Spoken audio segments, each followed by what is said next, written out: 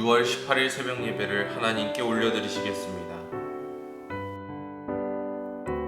찬송가 384장 함께 찬양하시겠습니다.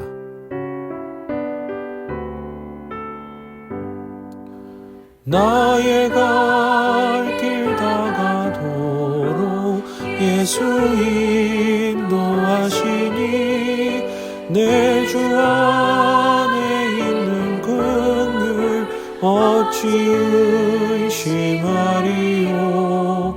믿음으로 사는 자는 하늘 위로 받겠네. 무슨 일을 만나든지 만사형통하리라. 무슨 일을 만나든지 만사형통하리라. 나의 갈 길 다가도록 예수 인도하시니 어려운 일 당할 때도 족한 은혜 주시네. 나는 심히 고단하고 영혼 매우 가라나 나의 앞에 반석에서 샘물 나게 하시네. 나의 앞에 반석에서 샘물 나게 하시네.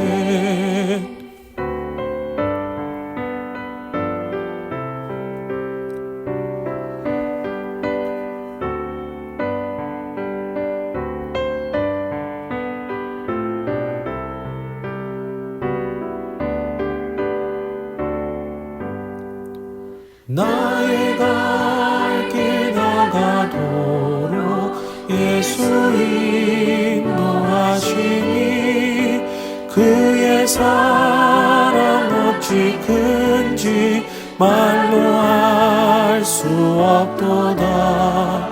성령 감화받은 영혼 하늘 날아갈 때에 영영 부를 나의 찬송 예수 인도하셨네.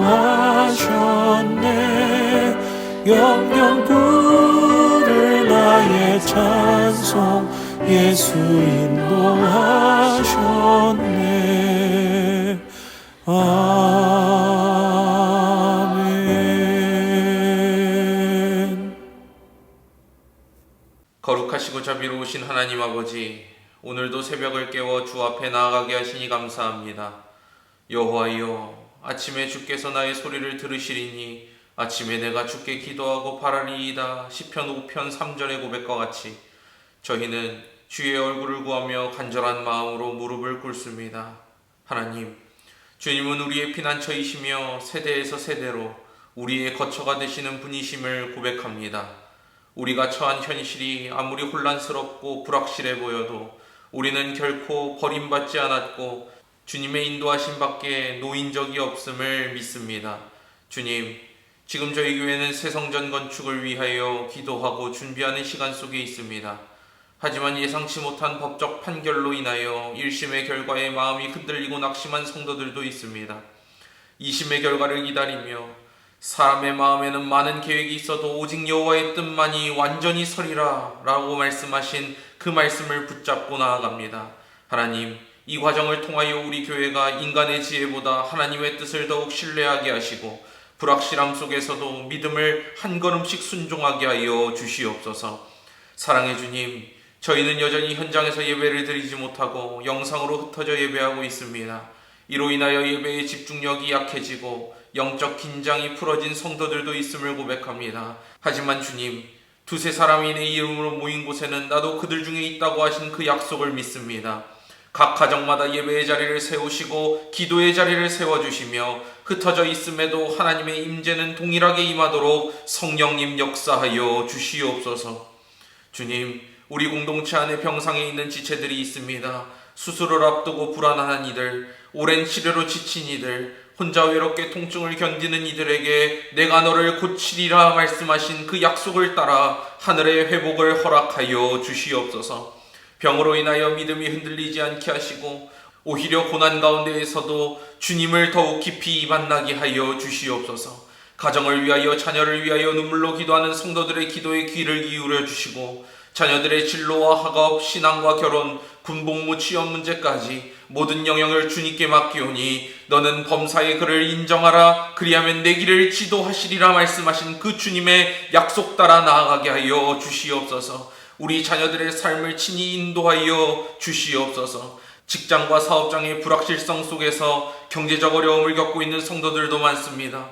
무너진 마음과 깨어진 관계로 고통하는 이들도 있습니다. 주님, 그들의 마음을 싸매어 주시고 수고하고 무거운 짐진 자들아 다 내게로 오라 내가 너희를 쉬게 하리라 하신 주님의 말씀과 같이 이 새벽 주님 품 안에서 위로와 회복을 경험하게 하여 주시옵소서.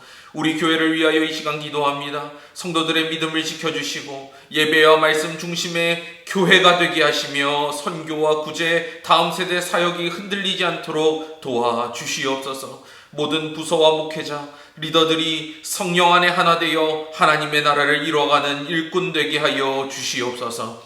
오늘 하루도 말씀과 기도로 시작하오니 모든 발걸음이 주 안에서 복되고 견고하게 하시며 주의 말씀은 내 발의 등이요 내 길의 빛이니이다. 시편 119편 105절에 하신 대로 우리가 걸어가는 길마다 주님의 빛으로 인도하여 주시옵소서. 모든 것 감사드리오며 우리의 구주 되신 예수 그리스도의 이름으로 기도합니다. 아멘. 이 새벽 하나님께서 우리에게 주시는 말씀은 이사야 37장의 말씀입니다. 이사야 37장의 말씀을 PRS 성경으로 함께 읽도록 하겠습니다.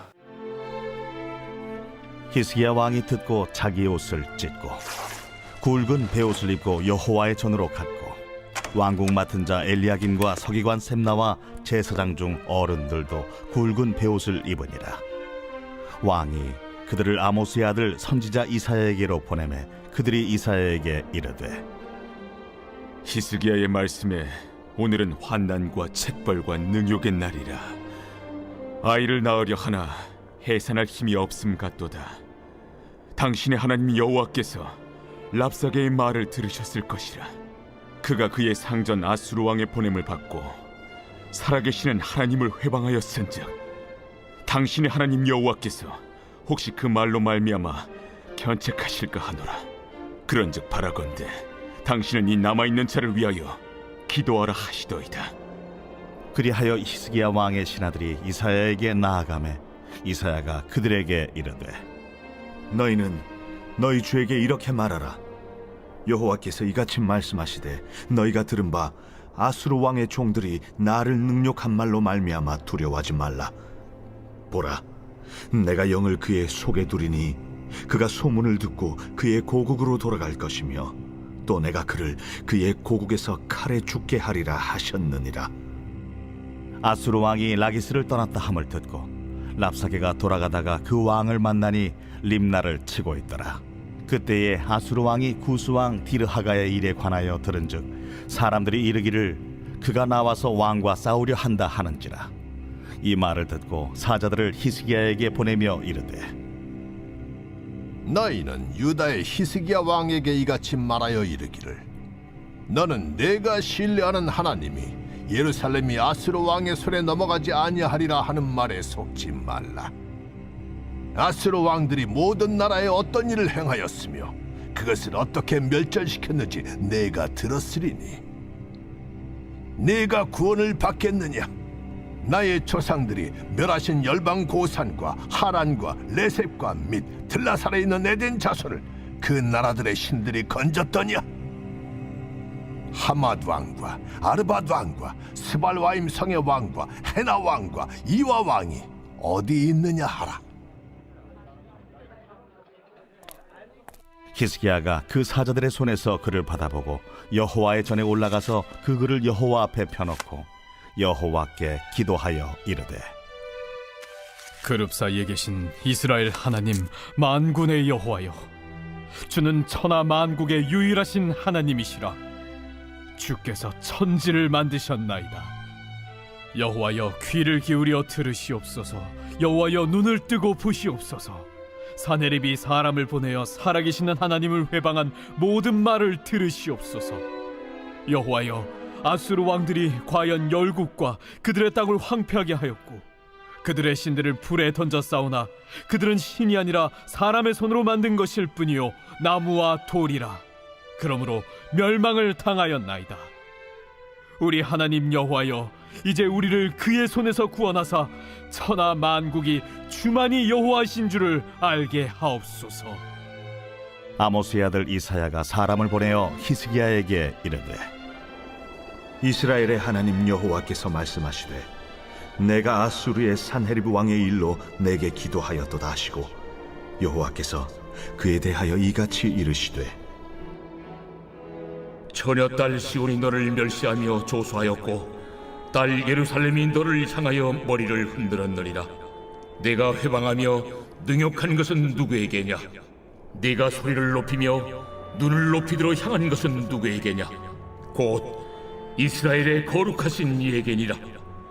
내가 네 종을 통해서 주를 회방하여 이르기를 내가 나의 허다한 병거를 거느리고 산들의 꼭대기에 올라가며 레바논의 깊은 곳에 이르렀으니 높은 백향목과 아름다운 향나무를 베고 또 그 제일 높은 곳에 들어가 살진 땅의 수풀에 이를 것이며 내가 우물을 파서 물을 마셨으니 내 발바닥으로 애굽의 모든 하수를 말리리라 하였도다.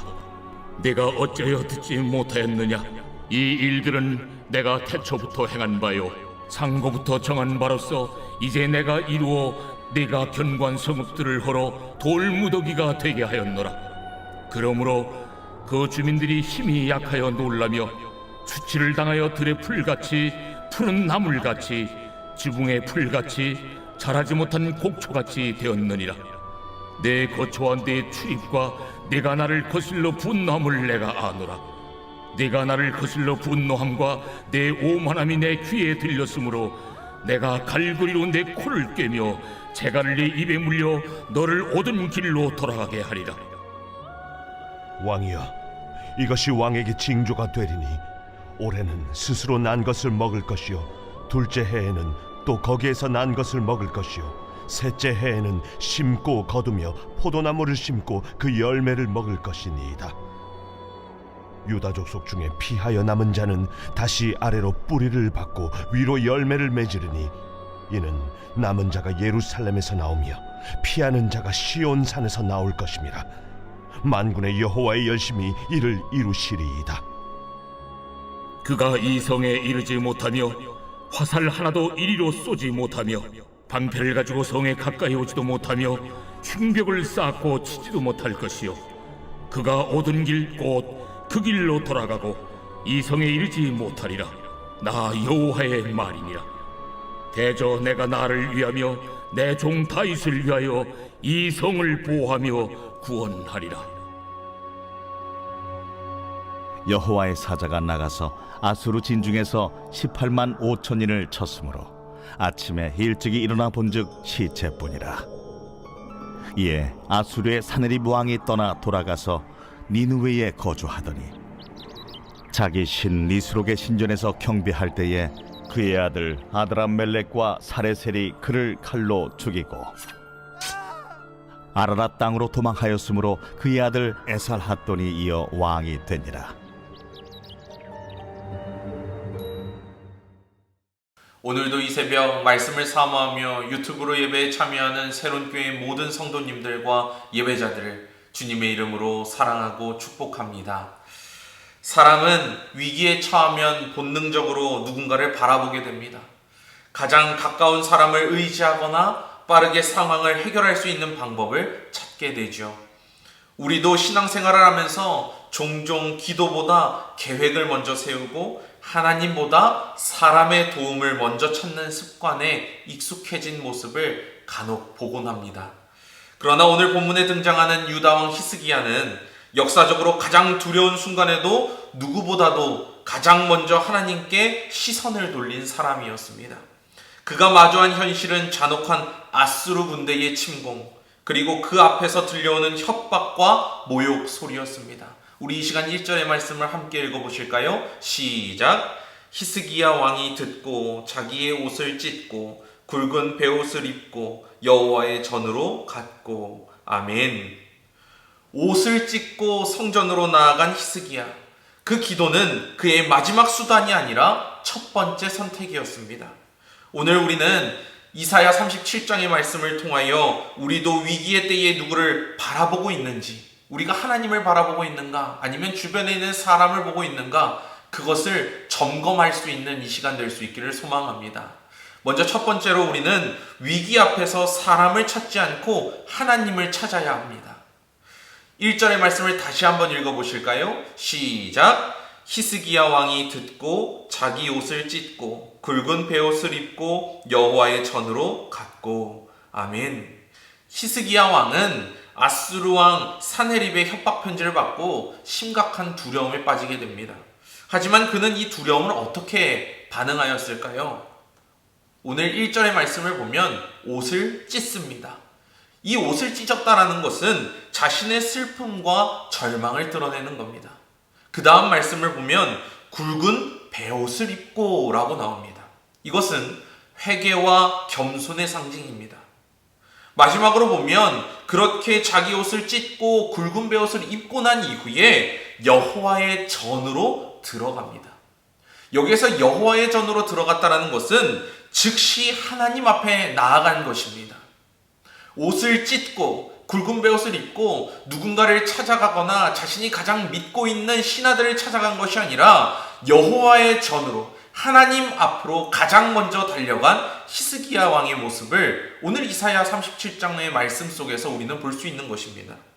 그는 사람을 찾아가서 정치적인 연합을 구하거나 군사적으로 해결하지 않고 말씀을 찾아 하나님의 전으로 달려간 것입니다. 그러면서 하나님께 도움을 요청합니다. 3절의 말씀을 함께 읽어보실까요? 시작! 그들이 이사야에게 이르되 히스기야의 말씀에 오늘은 환난과 책벌과 능욕의 날이라 아이를 낳으려 하나 해산할 힘이 없음 같도다. 아멘. 오늘 말씀의 중반 3절 중반을 보면 오늘은 환난과 책벌과 능욕의 날이라 라고 이야기를 하고 있습니다. 히스기야는 자신의 시대를 정확하게 진단합니다. 그리고 이렇게 요청합니다. 4절의 말씀을 함께 읽습니다. 시작! 당신의 하나님 여호와께서 랍사게의 말을 들으셨을 것이라. 그가 그의 상전 아수르 왕의 보냄을 받고 살아계시는 하나님을 회방하였은즉 당신의 하나님께서 혹시 그 말로 말미암아 견책하실까 하노라. 그런즉 바라건대 당신은 이 남아있는 자를 위하여 기도하라 하시더이다 하니라. 아멘. 오늘 우리는 이 부분에서 고민해 봅니다. 과연 나는 어려움과 슬픔, 아픔과 위기라고 생각되어지는 그 어느 순간, 어느 상황 가운데에 우리는 그 순간 속에서 하나님을 찾고 있는가? 그리고 주변의 사람을 찾고 있는가? 하나님께 기대는가? 아니면 사람의 말에 귀를 기울이는가? 그러면서 우리는 여기에서 두 번째로 함께 고민해 볼 것이 있습니다. 기도하는 자에게는 반드시 하나님의 말씀이 찾아온다는 것입니다. 먼저 우리가 첫 번째 나눴던 말씀 속에서 위기 앞에서 사람을 찾지 않고 하나님을 찾아야 했습니다. 그건 당연한 것입니다. 우리가 하나님의 자녀로서 주변에 있는 사람들의 소리에 흔들리는 것보다 하나님께 찾아가 하나님께 엎드리고 하나님께 그 음성을 듣기 위하여 애써야 합니다. 그렇다면 우리는 기도의 자리에 힘써야 하는 것입니다. 그렇다면 우리가 어떻게 하면 기도의 자리에서 힘쓸 수 있을까? 우리 이제 함께 두 번째의 말씀을 살펴봅니다. 히스기야가 기도하자 하나님은 선지자 이사야를 통해 응답하십니다. 6절의 말씀을 함께 읽어보실까요? 시작! 이사야가 그들에게 이르되 너희는 너희 주에게 이렇게 말하라. 여호와께서 이같이 말씀하시되 너희가 들은 바 아수르 왕의 종들이 나를 능욕한 말로 말미암아 두려워하지 말라. 아멘. 그러면서 하나님께서는 이렇게 말씀해 주십니다. 두려워하지 마라. 나는 들었다. 그리고 이어서 구체적인 약속이 주어집니다. 7절의 말씀을 보실까요? 제가 읽어드리겠습니다. 보라, 내가 영을 그의 속에 두리니 그가 손문을 듣고 그의 고국으로 돌아갈 것이며 또 내가 그를 그의 고국에서 칼에 죽게 하리라 하셨느니라 하니라. 아멘. 이후의 말씀을 살펴보면 아수르 왕은 결국 무서운 소문을 듣고 돌아가게 되고 훗날 자기 아들들에게 칼에 맞아 죽게 됩니다. 히스기야는 더욱 하나님께 간절히 기도합니다. 17절과 20절의 말씀에서 그 기도를 찾아보면 이렇습니다.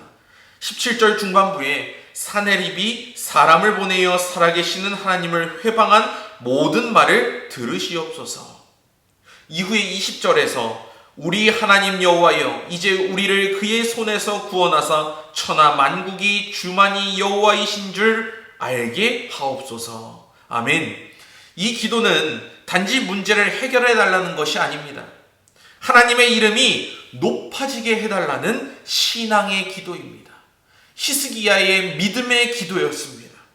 기도는 하나님께 내 상황을 알리는 것이 아니라 하나님이 누구신지를 인정하는 시간입니다. 기도하십시오. 여러분들의 입술로 마음으로 하나님께 고백하고 엎드려야 하는 것입니다. 하나님께서는 홀로 두지 않으시고 오늘 본문 6절에서 고백하고 있듯이 사랑하는 아들아, 사랑하는 딸아, 두려워하지 말아라. 내가 너를 안다. 라고 분명히 말씀하고 계시고 내가 이미 너의 기도를 들었다. 라고 하시며 이미 우리의 기도 가운데에 하나님께서 응답하고 계시고 함께하고 계신다는 사실을 오늘 굳게 붙잡고 나아가는 저와 여러분의 삶이 되시기를 주의 이름으로 소망합니다. 마지막으로 세 번째로 하나님의 말씀은 반드시 이루어집니다. 우리 첫 번째는 어떤 내용이었죠? 위기 앞에서 사람을 찾지 않고 하나님을 찾아야 한다였습니다. 그렇게 하나님을 찾았다면 하나님 앞에 기도해야 하는 것이죠. 기도하면 하나님이 어떻게 하신다고요? 말씀이 다가오고 하나님의 말씀을 통해 응답하신다는 겁니다. 그렇다면 우리가 이제 세 번째 속에서 하나님의 말씀은 반드시 이루어진다라고 했을 때 하나님께서는 히스기야를 통해 어떻게 응답하셨을까요? 하나님은 이사야를 통해 히스기야의 기도에 응답하셨습니다.